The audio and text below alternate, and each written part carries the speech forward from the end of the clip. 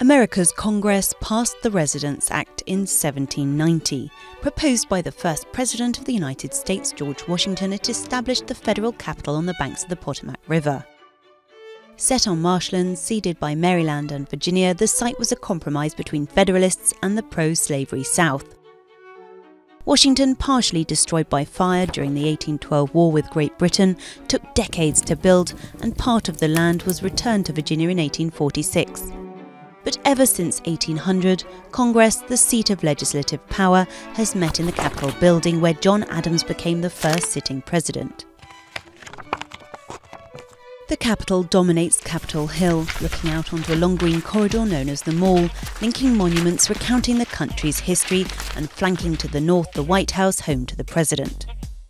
The home of Congress reflects its power. If the president loses control of Congress, it can lead to a legislative deadlock, particularly regarding the budget.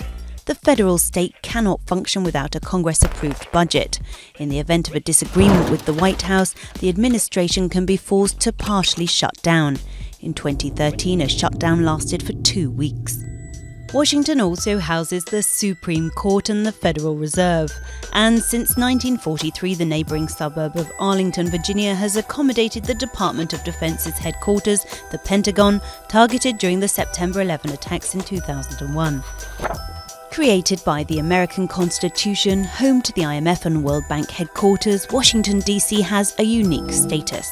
It doesn't belong to any state, its budget is voted by Congress, and elected representatives aren't allowed to vote.